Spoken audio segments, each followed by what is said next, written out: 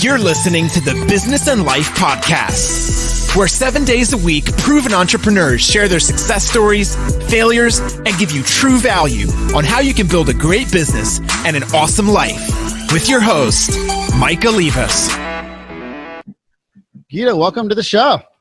Thank you for having me, Mike. You're very welcome. Thanks for being on. So tell our listeners something interesting about yourself. But first, where are you calling in from? Montreal, Canada. So awesome. Something interesting about myself is, I guess you could call me a Canadian. So I joke that because I grew up in India, I'm obviously of Indian origin. Canadian.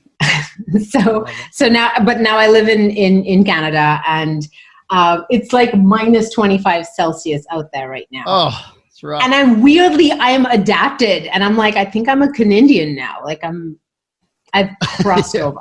So So what's the weather there? Minus 25 Celsius. I have to look that up in Fahrenheit. But that's okay. Yeah. That's just really cold. It's like, yeah. Yeah. Exactly. Let's just call it really cold for now. Exactly. So tell us a little bit about what your company minus does. 13 Fahrenheit. That's what it is. What is it again? Minus 13 Fahrenheit. Oh, yeah, that is rough. I snowboard a lot, and even in snowboarding conditions, it's not that bad, right? And so that's pretty dry and cold. So just stay indoors here for us, please. Pretty much. That's the plan. Stay indoors, stay alive. Got it. Tell us a little bit about your company. What does it do? The name of it, the value that it brings to the marketplace. Sure. So I run Impact with Influence, and it is a program. It's not a course. It's not your typical online course. And I created it because I realized that there are people out there like me. I consider myself more a coach. I'm somebody who coached people, myself and others, long before I had a word for it, long before I understood the concept of it. It's just something that I've always done. Self-improvement is just like this beacon that I'm drawn to like a moth to a flame. And what ended up happening is when I first got online to bring my expertise to the masses, I got sucked into the whole internet marketing world, if you will. And it's such a maelstrom. And what I've realized is that whole, and there's nothing wrong with it, just so we're clear. If you're a marketer at heart, if marketing is the piece that turns you on, then by all means, that is the right model for you. But what I realized is that there are people like me for whom the marketing is not the sexiest aspect. It's the part that is draining. It's the part that it's depleting. It's the part that you're like, oh God, okay, I have to do the thing. I have to do the thing in order. It's like the vegetables you have to eat in order to have dessert. Yeah. And I wanted to create I needed some way to run a business model that allowed me to spend literally what I spend now is 90% of my time in either coaching or content creating. And I found a way to make those two things become almost the same thing. So basically I do my one thing all the damn time. I'm either receiving coaching or giving it and turning that into content. And that's it. Gated content, so for our paid clients, or free content. So massive focus. I love that. So how were you able to get rid of, and how long did it take you, I guess, for those listeners that are entrepreneurs right now, that the majority are, how did you finally break that down? Because I talk about that with SOPs and processes, and also, trying to knock it down to those three simple things, and then finally eventually doing one thing that you're good at. How do you be world-class at one versus mediocre at many, right? And that's many people that are CEOs or chief everything officers. And I've been stuck in that world. Sometimes I get pulled back in, don't get me wrong, but how are you able to get rid of the minutia and focus on what you did best? What were the questions that you had to ask yourself? What were your processes through that? I'm really interested. It's funny because I think that the real answer to that is I had to learn to trust myself. I had to learn to sit with intuition. I had to learn, this is not a checklist process to me, at least that's not the way that I approached it. So for the longest time, because you'll always have 17 different people giving you like 19 different opinions, right? Like and everyone's like, you have to do this and you have to do that and you have to do the other thing. And a lot of it, you're like, yeah, okay. And then you get really excited and then you jump in and you do the thing and you're like, halfway through doing the thing, the question that you had that made you do the thing, it's like a hydra, like the Greek mythological beast, right? Where you cut off one head and 3 more grow in its place. So I feel like that was where I was at. I was in this overwhelm of like, every time I tried to solve a problem, 3 more would grow in its place and 3 more would grow in it. Like I would cut off one head and then 3 more would grow in its place. And it was just like exponential chaos. And I decided, so what I did was I ended up working with a mindset coach who uses lots of different techniques, including hypnotherapy. And he's actually on my team. So he's my coach to this day. We still work together, but he's also on my team and he works with all of our clients. And what we did was I was like, the thing that I most want, I think the reason that I've created this chaos, the reason I have created this breaking point is because I am really, my soul, my spirit is really looking for a way to get quiet and trust itself. Like I basically I wasn't going in that direction any other way. I had to create a crisis in order to just stop and be like, what if this was simple? What if this was simple? And I kept asking myself that question, what if this was simple?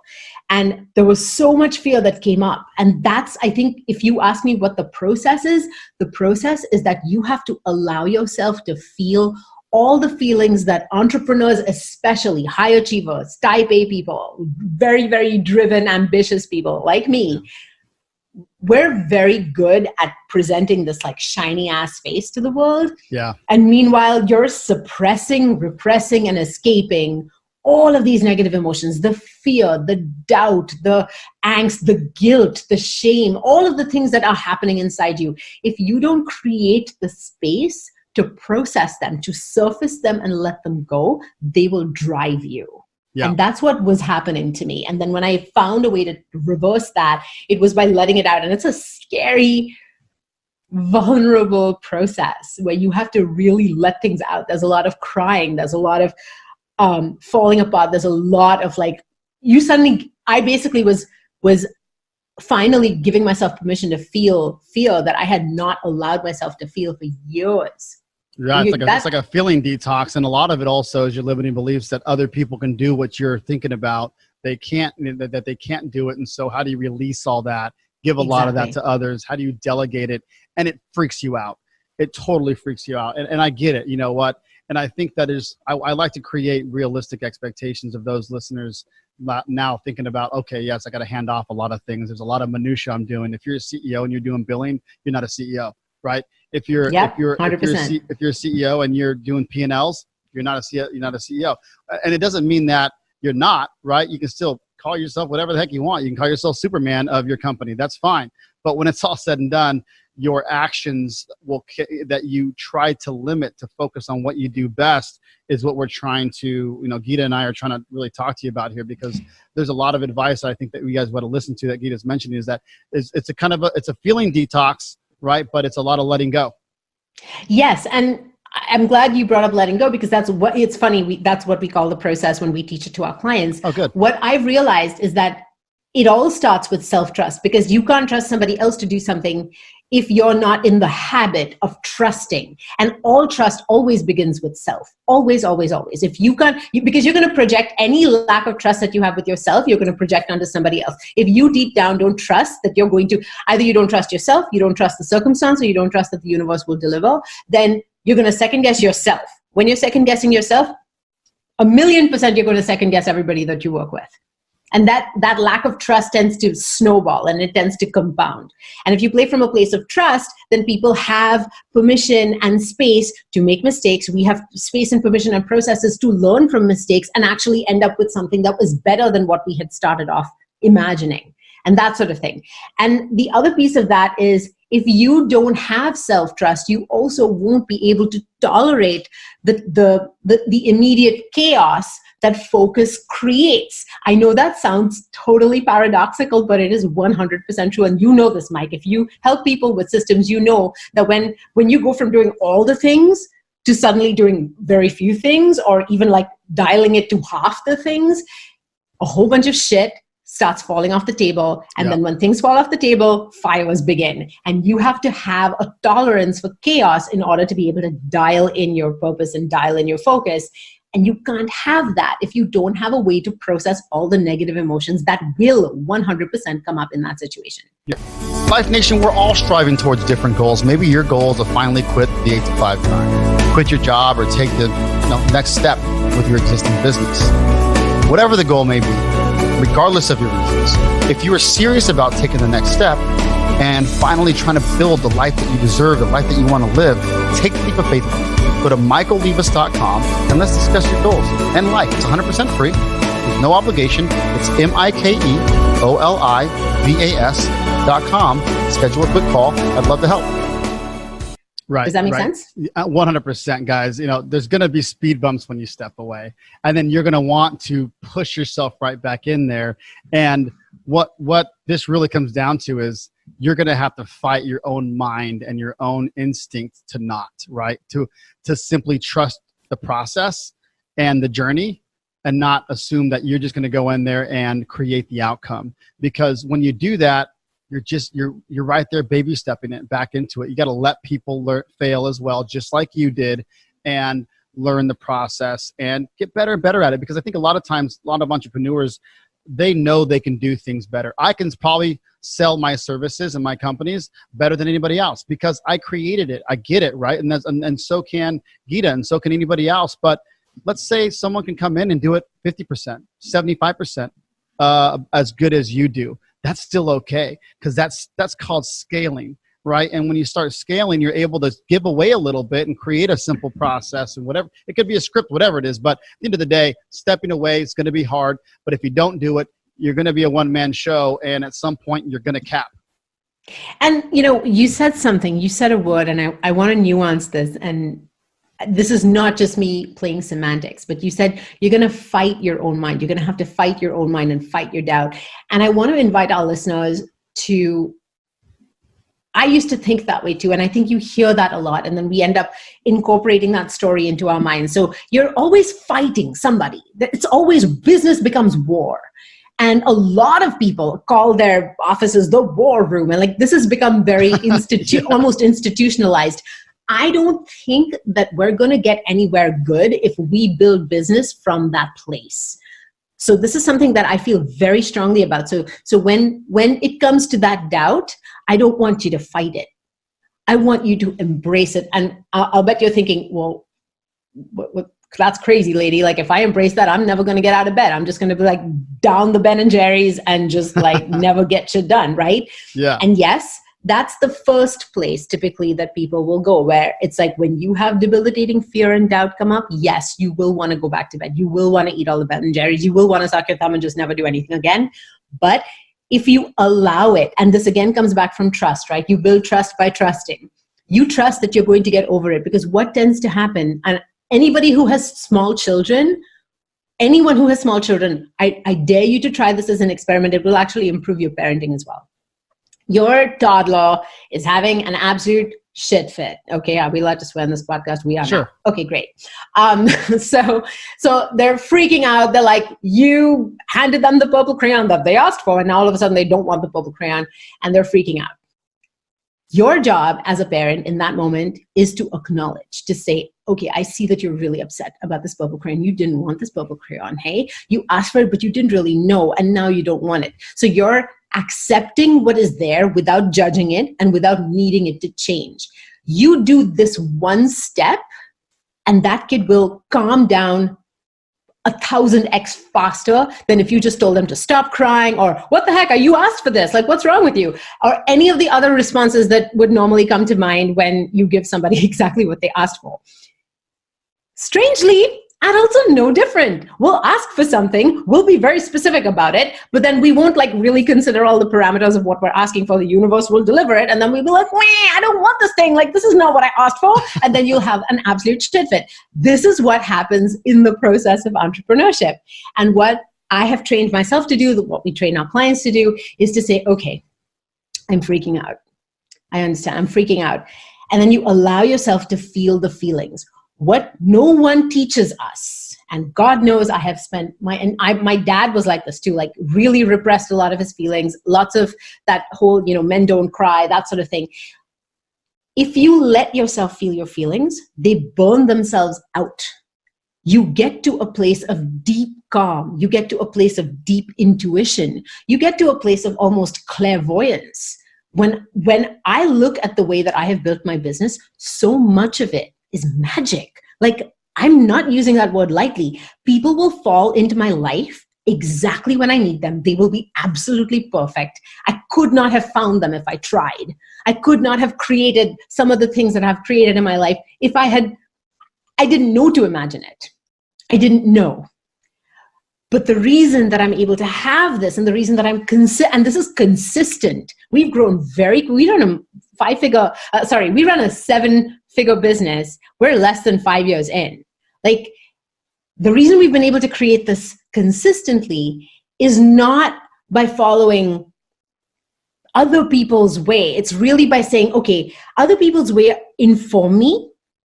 And now that I have a way to trust myself, I have a much better filter for letting the right information land, what is right for me, what is right for this way, and then letting the rest go without judgment, without the need to blame, and without the need to put somebody else down in order for me to do things my way.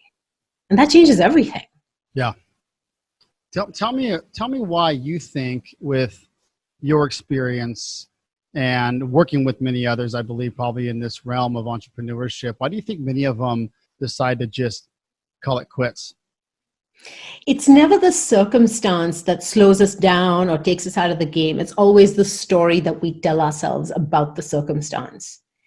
And if you don't work with somebody who is able to help you learn to toggle your perspective, if you don't have a solid process, like, I don't think that I could build what I have built if I didn't have the coaches in my life that I do.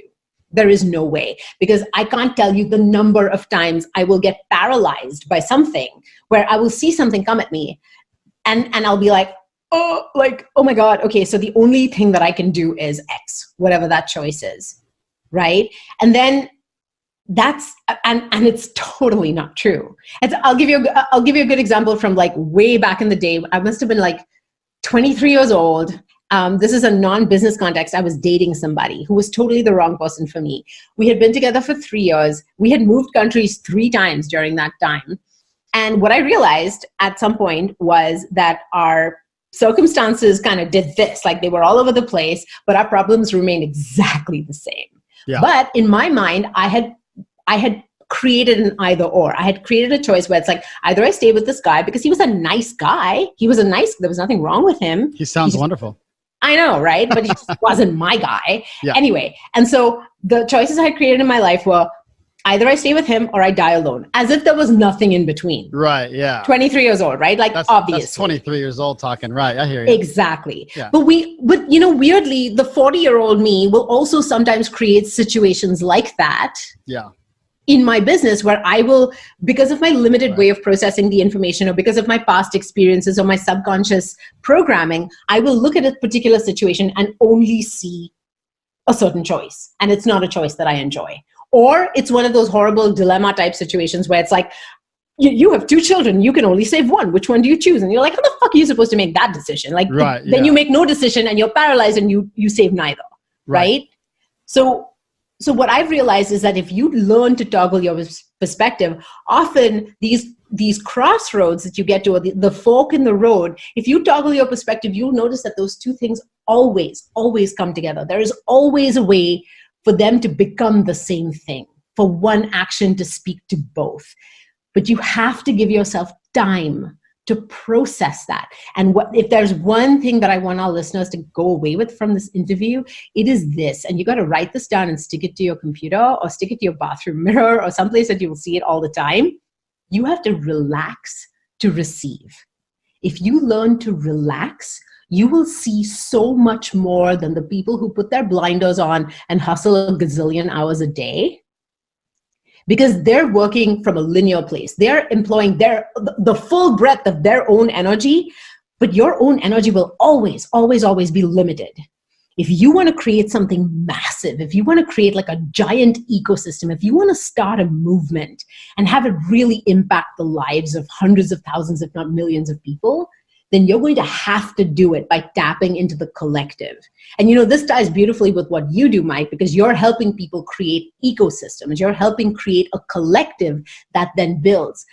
I always think, a lot of people early in their process will think intention is about me kind of like willpowering my way to a certain outcome. It's like, I see the thing and then I do only all the things that will lead me to I will work out until I reach that weight. I will fill in the blank with whatever that is, right? Right. What I've come to realize is that intention is really more a flow. Intention is a train that's already moving. Your job is to hop on. It's a flow that the collective has already created. It's a direction that the world is already moving. It is something that is wanting, it's birthing itself. Your job is to help nurture it. I don't know how else to explain that. It's No, it's great. In many ways, it feels very much like mothering, right? My job is not to, I didn't build my children consciously. My subconscious did, my body just figured it out. My job is to help them preserve who they truly are while giving them the tools to navigate this world in the most, authentic, integrity way possible. So let's talk about that. You drop down, the relax to receive. Mm-hmm. That's a lot of people will say things like slow down to speed up, and I think that has some truth to it. Give us, one piece of parting advice. You've really dropped some great information, by the way, and so thank you for that, Geeta. There's a lot of info that I think people are going to be able to just definitely relate to, especially the listeners that we have in an entrepreneur mindset that are extremely scatterbrained and overachievers, which overachieving does not mean a good thing sometimes. Many times it doesn't. It means that you're just probably overdoing as well, right? So out of all your successes and your failures, of course, we've had a lot of those, but it's a whole different podcast probably. What is the one piece of parting advice that you give to the business and life listeners today? I would say that it's really important that you develop the ability to hold seeming contradictions together. The more you can do that, the more you can have. It's that both and philosophy, right? So if you find a way to reconcile the things that seem like they would pull you in opposite directions, or it seems like you can only have one and not the other, that's what's going to change things for you. So it's mind and body, not mind over body. Nothing has to be subjugated. Nothing has to be fought. It has to be incorporated, integrated, accepted. That word is huge. Acceptance. Can you accept what is? If you can fully accept what is, then all of you is present to move into the next moment where you can genuinely change it. And that, like this idea of accepting something while wanting to change it, see, that's exactly that kind of contradiction. If you can learn how to process these seeming contradictions and integrate that into your way of thinking, you are going to be able to build things way bigger than you ever could with that hustle or, just linear mentality. And awesome. I think that's what I'm all about. It's mind and it's business and spirit always go together. The personal and what you're building, in your life, in your business rather, always go together. Absolutely. That's hence the business and life and why we want to talk about the both engines, right? They are both engines and they have to feed each other, but we hope that the business will definitely feed the life because the life wins at the end without, and that's definitely important. This is Smee. She joins all our podcasts. Oh, hi there. Where can we find you? So the best place to find me is impactwithinfluence.com. And there you will have a chance to watch a video that I created. Awesome. That's less than 30 minutes long that really just sums up this philosophy and shows you exactly how we're helping experts all over the world who have different expertises, everything from relationship coaching to business coaching to mindset coaching, whatever it is. We're helping them take their expertise online and create a program that is deeply nourishing, that they sell at a premium, and they're building they're having 5-figure months, 6-figure months, and scaling their businesses and creating a huge amount of opportunity while creating a movement. So that's impactwithinfluence.com. Well, thank you for everything that you do, and thank you for everything you shared today, and I appreciate your time. Thank you. Life Nation, you got to remember that in order for things to change, you must change. And in order for things to get better, you must get better. You just got better by hanging out with me, Michael Lipas, and the Business and Life Nation. So come back tomorrow because I'm here dropping sound bombs 7 days a week, baby. If you'd like to subscribe, please do, so you can take action and execute. See you tomorrow.